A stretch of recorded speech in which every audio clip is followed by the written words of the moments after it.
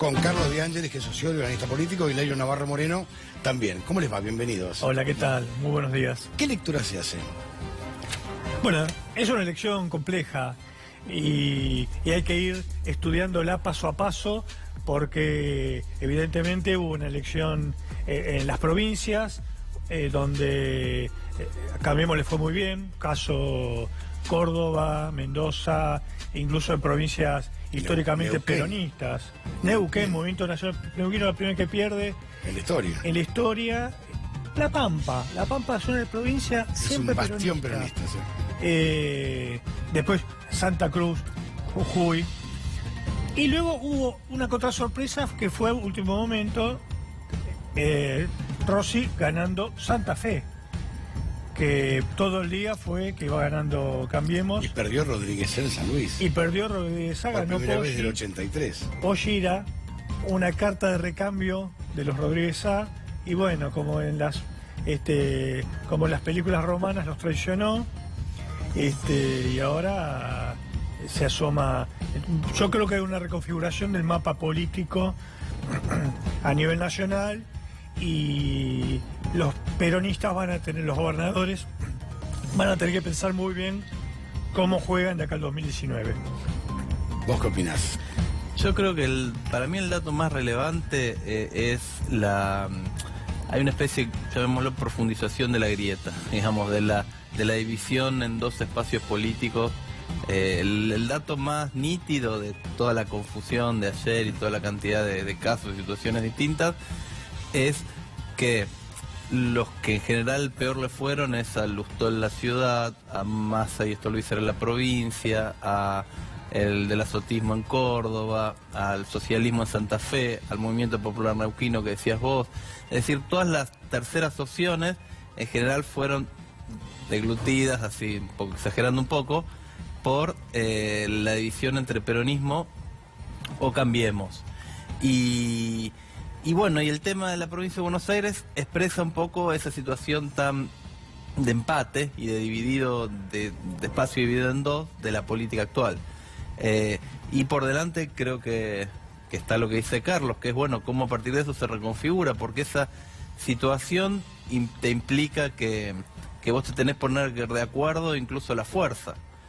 Cambiemos está más ordenado, pero todos los otros espacios, las variantes de peronismo y de kirchnerismo que hay, tienen que resolver eso para poder enfrentar. A mí la sensación que me dio es que es Boca River. Claro.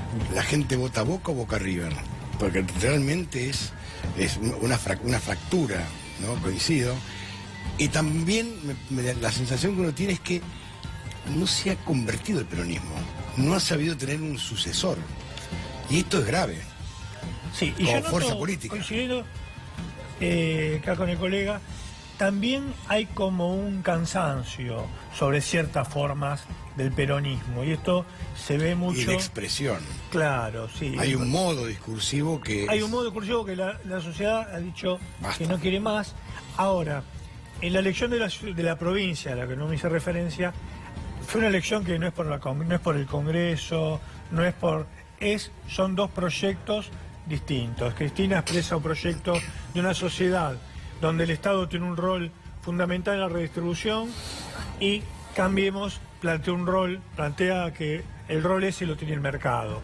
Esta fue la discusión y está insólitamente empatado. Yo estoy buscando algún lugar del mundo donde haya pasado que una elección quede a 0,08.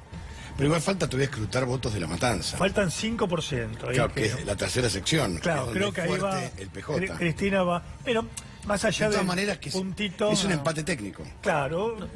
Empate técnico En las encuestas, Sí, pero se está pero- apareciendo tanto, ¿no? Pero igual esto es una gran encuesta también. Sí, Porque porque esta no es una elección de medio término, es una encuesta, esto es una elección interna. hubo poca confrontación, por ejemplo, en la ciudad, Itay Hackman y Moreno, que por los datos que hay ahora no hubiesen entrado, están en el 13 y pico, tienen ya el 15, adentro de la fuerza política. Y las principales elecciones fueron muy parecidas, van a ser iguales que la de octubre, ¿no? Sí, es parecía una elección. Un calco. Creo que el tema también que viene para adelante, para el peronismo, que decías vos, para el kirchnerismo, es un desafío que lo que hace tiempo que no le ocurre al peronismo y al kirchnerismo es volver a crecer electoralmente.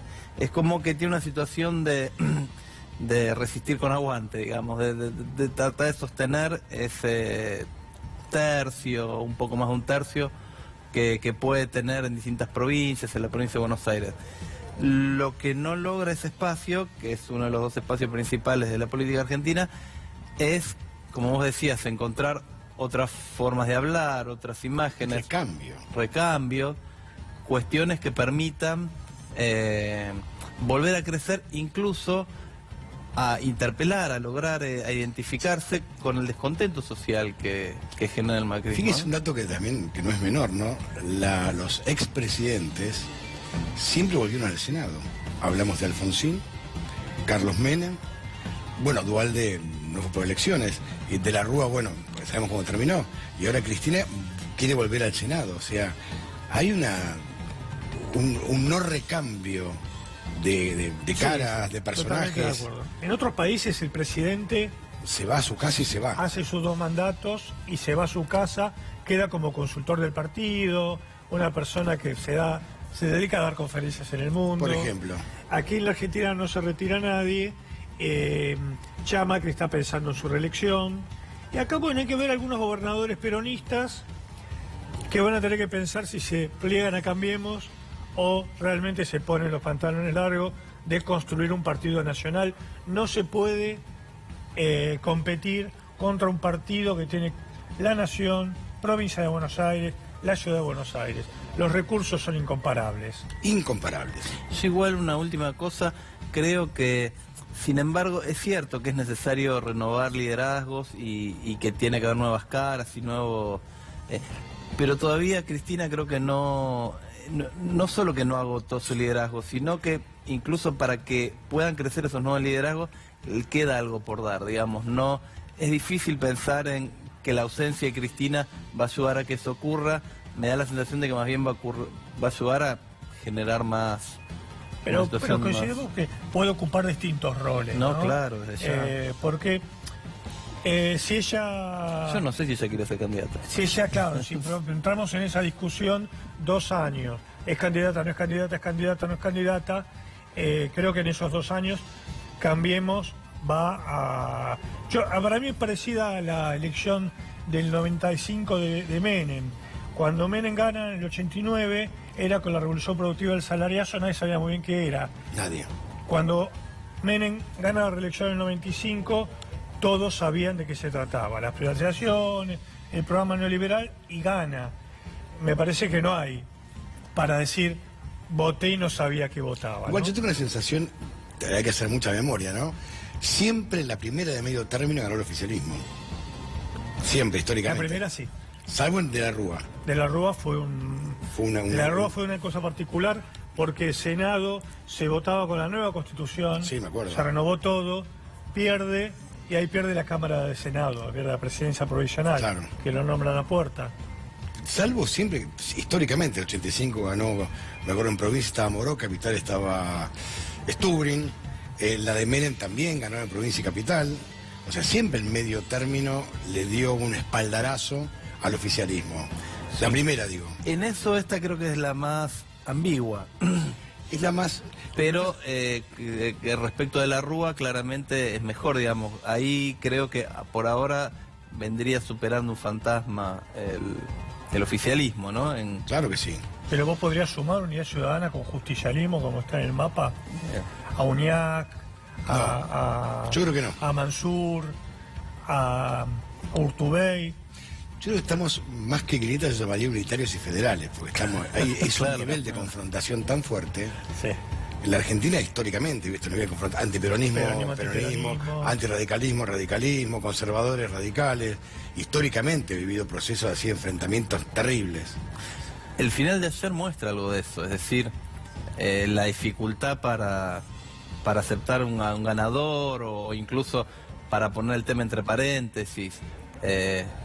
Hay una cuestión de intolerancia a ni siquiera era definitivo, ¿no? Porque teníamos octubre, incluso hasta cierta irracionalidad en eso, pero que me parece que tiene que ver con lo que vos decís, con un nivel que es bueno bajar. Se podría haber resuelto a las 11:30 de la noche, como Santa Fe, de última, colocando los recursos adecuados que están,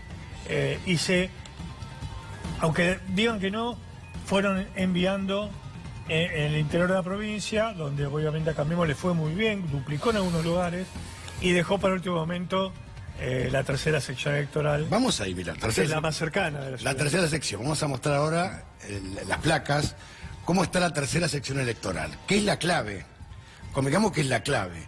Ahí, fíjense en La Matanza. Cristina Fernández de Kirchner, 46.7, 24.5 Bullrich, 13.3 Massa, 5.6 Randazzo, y falta un 5%. Interesante que Massa sostiene un porcentaje aún en esos lugares, ¿no? Digamos, si bien bajó de lo que venía, todavía tiene sus votos, que se discute octubre, ¿no? A donde lo veníamos charlando antes de sí, la pregunta en millones es esta: ¿qué pasa en octubre? Porque esta elección, digamos, fue una gran interna. Quizás es un metamensaje de la sociedad para todos. Ahora, en octubre, ¿estos votos a dónde van? Los de Randazzo. Porque Randazzo, digamos, lamentablemente por él, este 5.6 no lo va a conservar. Sí, a veces parece eso, jugar a ciertos personalismos, ¿no? En vez de una situación un poco más de grandeza, pensando en el futuro, si se consideran cercanos en los proyectos políticos, ¿no? Yo también la otra cuestión que me pregunto es cómo será el electorado hoy de Massa, es decir, los que ayer votaron con Massa, porque más o menos sabíamos lo que eran el electorado de Massa de la semana pasada, pero yo ya no sé si no habrá habido algún tipo de corrimiento y que el electorado que le quedó a Massa ya no sea igual a ese electorado. Durante toda la campaña vimos un 5% más o menos que oscilaba y que por momentos se acercaba más a Cambiemos, por momentos se iba más a Massa. Quedaría la impresión que ayer terminó más del lado de Cambiemos. Pero bueno, son...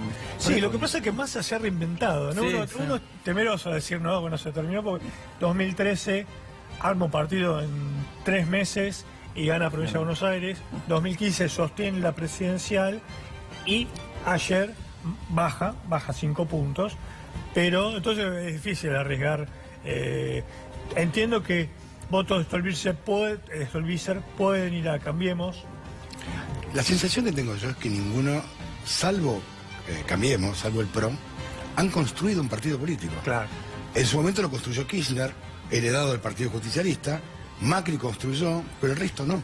Y la prueba más cabal es cuando Lavagna, después de perder la elección, dijo: me retiro. O sea, López Murphy. Nunca construyeron partidos, se basaron en personalismos. Sí, hay un partido de Estado, ¿no? Quien gobierna el Estado tiene un partido nacional. Y arma alianzas nacionales. Los demás, bueno, cuando gana Cristina con el 54, Wiener saca el 16. Y el socialismo nunca fue un partido nacional. Esta es un fenómeno del sistema político argentino, ¿no?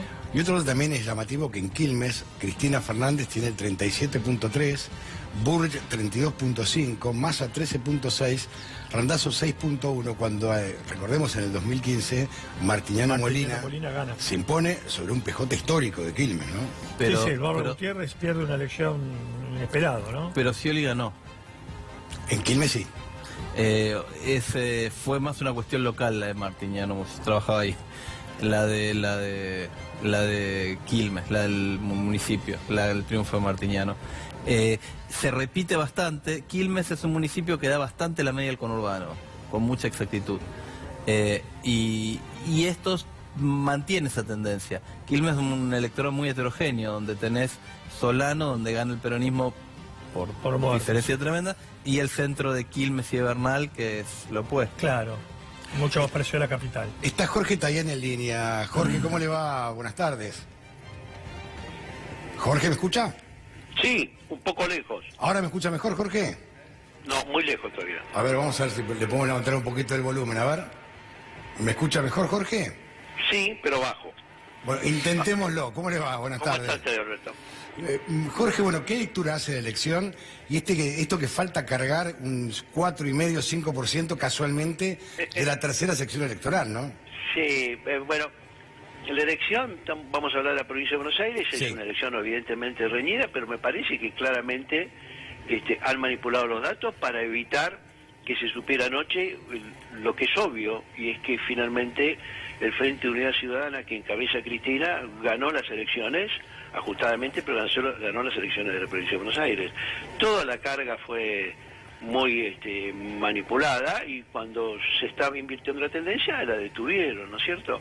Lo mismo hicieron en Santa Fe. Eso me llamó más la atención todavía. Lo mismo lo hicieron en Santa Fe, solo que esta mañana finalmente llegaron al 98% cruzado y ya quedó claro que ganó el Frente Peronista con Agustín Rossi. O sea que lo que quiso evitar el gobierno es que avanzaron en varias provincias que no habían ganado, lo que es cierto, pero perdieron en 2 distritos claves, en la provincia de Buenos Aires y en la provincia de Santa Fe. La verdad que es bastante escandaloso la falta de respeto a los ciudadanos en general, porque todo el país estaba pendiente de esta elección en la provincia, pero sobre todo a los bonaerenses, ¿no? Y ahora es como el jugador, yo lo decía, es como un jugador que es como el juez de un partido que va perdiendo el equipo que le gusta, entonces suspende el partido y se lleva la pelota y dice, no, sigan jugando la semana que viene con otro árbitro. Y eso entonces deja para el escrutinio definitivo. La verdad que es una manipulación muy poco honorable y que habla mal de las calidades democráticas de quienes lo hicieron. A mí me llama la atención es que ustedes prácticamente han hecho muy poca campaña. O sea, no han invertido el dinero que se invirtió, ¿no? Hicimos mucha campaña austera. Austera, pero claro. Pero hicimos mucha campaña. Recorrimos mucho, escuchamos mucho, conversamos mucho. Me corrijo, lo que se vio por televisión, claro, sí, no había muchos carteles. Sí, poco cartel, mucha red y mucho contacto humano, ¿no? En eso recorrimos mucho. Y yo le digo que la situación de la provincia de Buenos Aires es realmente muy mala para los sectores, no solo los sectores populares tradicionales, que obviamente están sufriendo de la falta de empleo, de la caída de la actividad económica y de la pérdida del valor adquisitivo de los ingresos, sino también para los sectores de la pequeña y mediana industria, que está en una encrucijada grande y que el gobierno no le da ninguna respuesta. Así que yo confiaba en el resultado electoral y sigo confiando. Creo que hemos ganado y creo que el gobierno sencillamente no quiso reconocerlo, nada más. La sensación, yo vivo en el conurbano y la sensación que uno tiene es que se acabó el derrame. Es decir, los barrios más humildes, no existe más la economía esa Sí. que habitualmente estaba en negro, y hoy la Sí, plata la no changa, rinde. no hay changa, No hay no hay- changa y la plata no rinde, no alcanza. Las dos cosas, no hay changa y la plata, y cualquier tontería cuesta 800.000 pesos Sí. de compra de alimentos. Entonces, claro que hay una situación grave. Bueno, el gobierno ha ignorado esa situación grave y ahora ha tratado de ignorar, y si uno puede ignorar, postergar todo lo que puede, lo que va a ser el triunfo de Cristina y del Frente Unidad Ciudadana en la provincia, ¿no? Pero ¿cuánto más se puede estar? ¿Una semana? Sí, pero ya pasó. Ellos querían el baile de ayer y el festejo, La tapa del diario. diciendo amplio triunfo que ampliamos en el país, avanzando en varios lados y en la provincia indefinida. El golpe ha sido también lo de Santa Fe, que se esperaba menos, ellos esperaban que les íbamos a ganar y pues hicieron toda esa manipulación del voto en la provincia de Buenos Aires.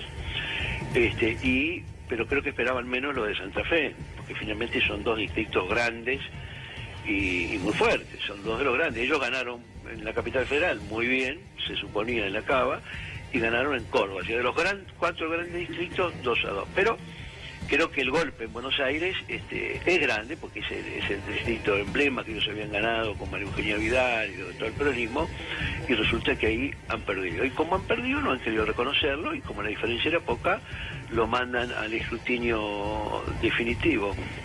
A mí me parece que sobre todo lo que me preocupa es la falta de respeto a la práctica democrática. Y entonces sale la gobernadora Vidal diciendo que esto se hubiera solucionado si se hubiera aprobado el voto electrónico. Ahora, la verdad es que si no confiamos en cómo cuentan los votos que están ahí y con los fiscales, ¿cómo vamos a confiar en un sistema electrónico que está denunciado en todo el mundo porque es poco confiable y que ha fallado y que lo han retirado incluso varios países que lo tenían? Holanda y Alemania. No pondría el zorro en el gallinero, sería darles el voto electrónico, me parece a mí. Aparte, la mayoría de la política coincidió en la boleta única, ¿no?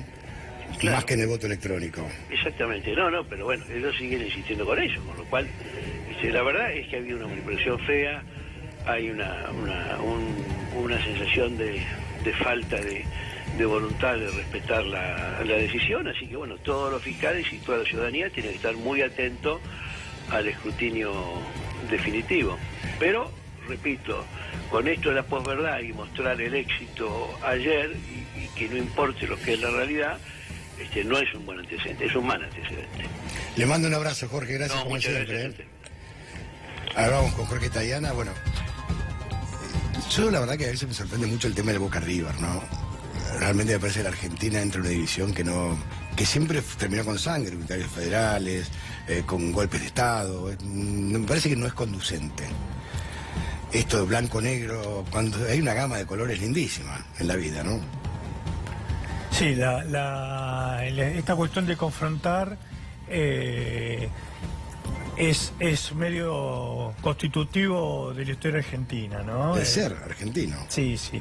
Hemos construido estas dicotomías desde unitarios federales, como bien que decís, peronista, antiperonista. Sadristas y morenistas. Y además con odio, ¿no? Con odio, decir, el odio significa no competir, sino tratar de destruir al otro, ¿no? Quitarle todo lo que tiene para vencerlo, ¿no? Vencerlo militarmente.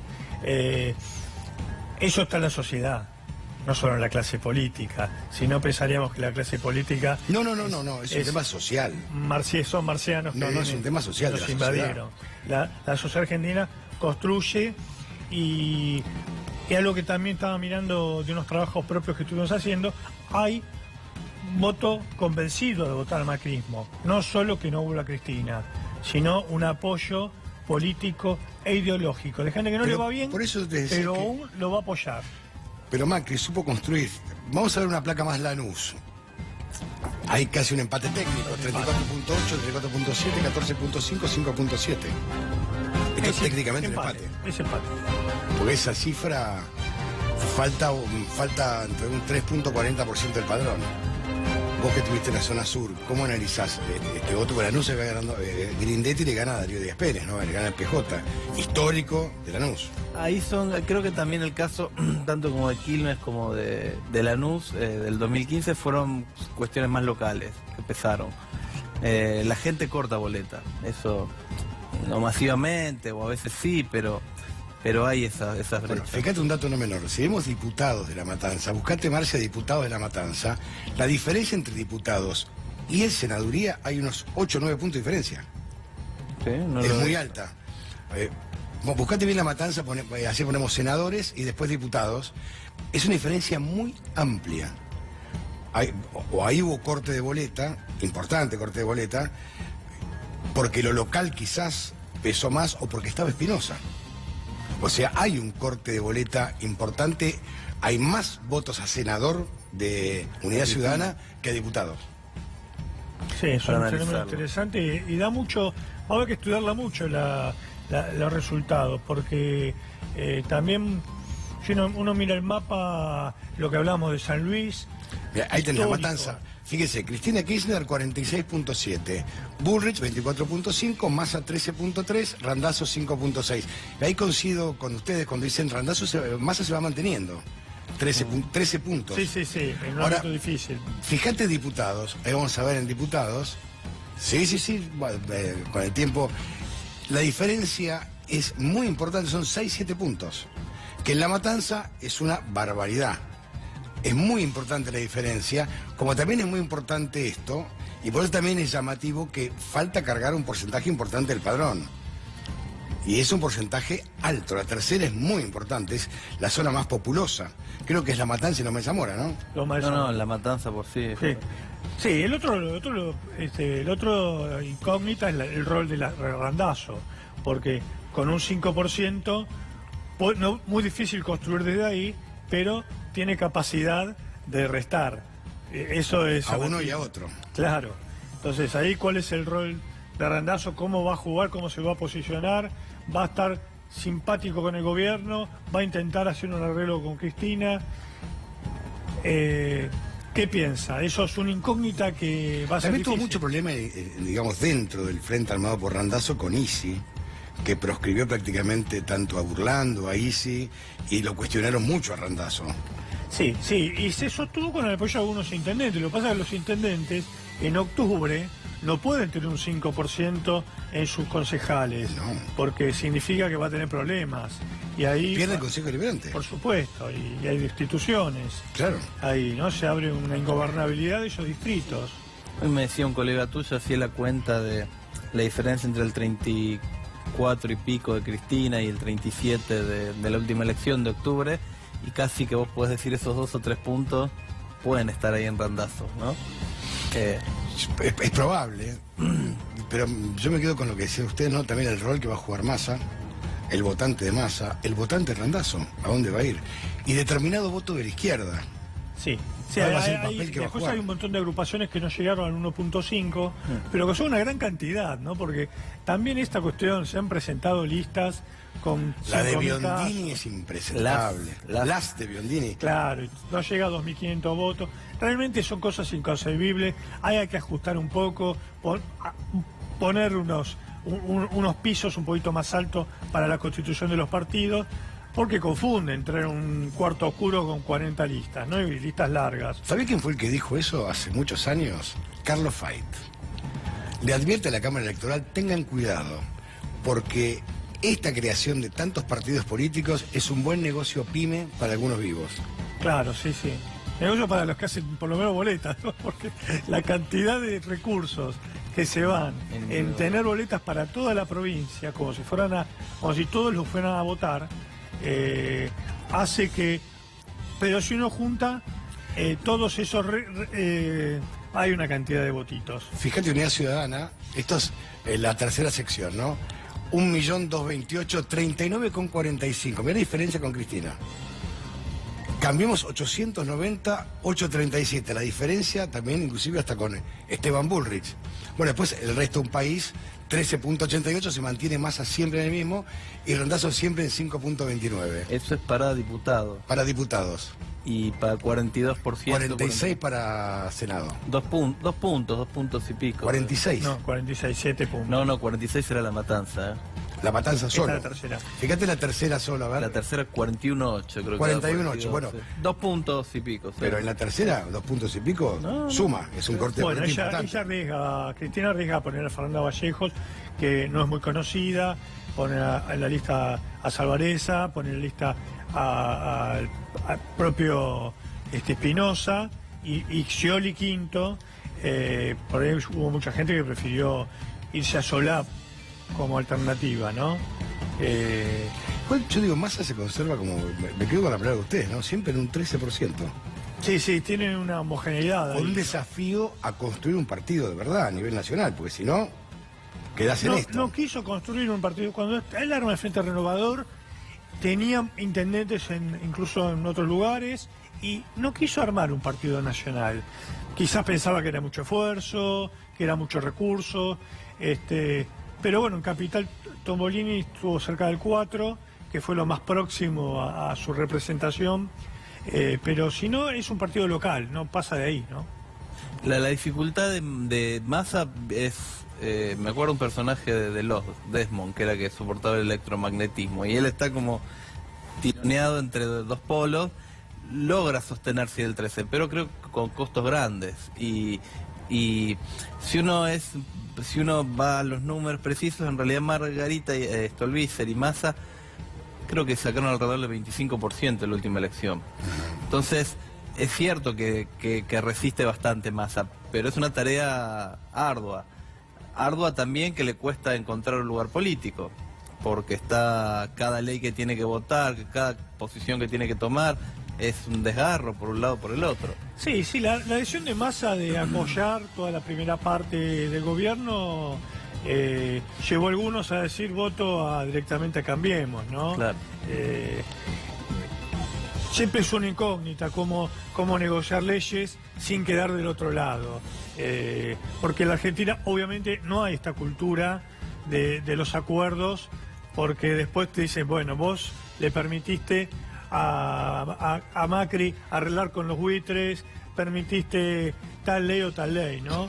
Y eso es un costo que, bueno, estaba dispuesto a pagar, ¿no? Capital Federal, el triunfo de Carrió, un triunfo importantísimo.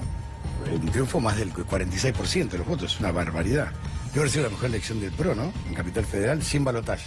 Claro, sin balotaje, sí. Una elección enorme, con una persona como Carrió, que bueno, insólitamente se alió al tipo que más criticó toda su vida. Sí, además vos fíjate que Carrió era un peso Propio político electoral para confrontar con Cristina. Y ahí se ven unas debilidades o unos temores de Cambiemos de qué iba a pasar con Lustó. Lustó sacó el 13%. Es decir, no era un contendiente para Carrió, pero bueno, ella se lleva el voto oficialista y también el voto opositor. Es un poco como en algún momento fue el kirchnerismo, ¿no? Llevó el propio y también el que está en contra, es decir, un voto toma todo. Ahora, en la provincia Carrió era un rival de mucho peso para Cristina Fernández. Ahora, el mismo, creo que María Eugenia Vidal quería que vaya a Carrió, pero el mismo Macri la bajó. Dijo, no, Carrió a Capital. Sí, pero finalmente tuvo que hacer campaña también en provincia. Con lo cual ahora las acciones de Lilita Carrió se cotizan en alza. Y no descartemos las de Vidal, porque al final de la campaña se puso la campaña al hombro, porque Bullrich no movía el perímetro. Se puso la campaña al hombro y la sacó adelante la campaña, María Eugenia Vidal. Sí, Bullrich hizo algunas declaraciones que tembló Durán Barba, ¿no? Y sí, Vidal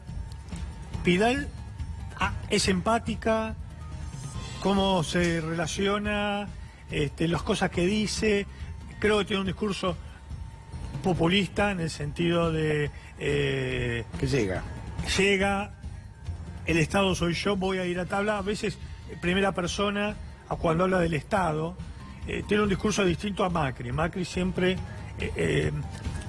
todo proyecto está intermediado por su ministro, por su equipo. No, María Eugenia es ella, va a ir a todos lados. ¿Vos opinas igual? Sí, yo creo que el corazón de ese proyecto es Macri, al menos por ahora. No creo en la autonomía de la imagen de Vidal aún como para hacer un liderazgo propio. Me parece pero que sí, en la provincia la campaña se la puso al hombro después de unos desaciertos del candidato que eran tremendos. Claro, pero esa es otra cuestión. Me parece que es la habilidad de un candidato, la habilidad de un dirigente para ser candidato. Por ejemplo, recuerdo, Aníbal Ibarra había sabido ser un buen candidato. Vos lo veías en confrontaciones, me acuerdo de la elección contra Cavallo también. Y vos decías, este es un buen candidato donde vos le decís, que lo coacheás más o menos, y ves que habla con elocuencia, que juega bien el rol. Parece que en eso Vidal es una persona que sabe jugar ese rol. Lo cual no quiere decir que sea que el liderazgo, que la garantía de los votos los tenga ella. Un ejemplo, contraejemplo de eso puede ser Néstor Kirchner. Técnicamente, no sé, o incluso Menem, quizás no hablaban claro, no eran personas que vos decís, qué maravilla. Sin embargo, eran líderes con mucho predicamento y capacidad política de simbolizar, no sé, que solo está su presencia, su nombre. Macri tiene algo de eso. Yo sé que tanto Kirchner como Menem en su momento y Alfonsín fueron animales políticos, ¿no? Claro. Unos militantes estaban permanentemente trabajando, eran obsesivos. Sí, eso cambió, ¿no? La intuición, leer el mapa. El macrismo está absolutamente profesionalizado, lleno de expertos, mirando las redes sociales. Probablemente ahora estén mirando cómo vamos nosotros acá en el C5N. Digamos, hay un expertise muy fuerte que suplanta el carisma, suplanta y marca también, y la necesidad de poner los recursos, porque son campañas permanentes. Esto esto hay que decirlo. Macri, desde que es presidente, está en campaña todo el tiempo. Ha inaugurado las paradas de Metrobús, ha inaugurado todo lo inaugurable. Creo que el Dualde lo envidiaría. Entonces, ha estado en campaña, ha generado permanentemente un discurso de confrontación contra lo anterior, contra el kirchnerismo. Algunas imágenes como la de López plasmaron un kirchnerismo como corrupto, asociación ilícita, y eso le permitió moverse con más facilidad entre También, las clases digamos, medias. el 85-90% de los medios están a favor de él. Claro. O sea, tiene una mediatización enorme. Sí, grandes comunicadores, ¿no? También. Que ocupan un rol bastante novedoso. Yo no me imagino a Pipo Mancera diciendo voy a votar a tal, por ejemplo, para hablar de alguien del pasado, ¿no? Y aquí algunos comunicadores muy populares han puesto sobre la mesa a quién votan, ¿no? Y canales enteros. Sí. Igual ahí se vuelve a una forma de la política anterior a lo que es la idea de la desindependencia de los medios. Nunca fue así. Los primeros medios nacen en la política, al menos partidarios. Partisanos, le decían. Claro. Medios partisanos. Porque estaban, bueno, habría que pensar Sarmiento, Mitre, Moreno. Dicho en Estados Unidos y en Brasil son partidarios los medios. O sea, o Claro. son republicanos o demócratas. En Brasil o son tal cosa o tal otra. Se expresan. Sí, pero en Estados Unidos no hay un mandato de que los periodistas tengan que asumir la línea editorial.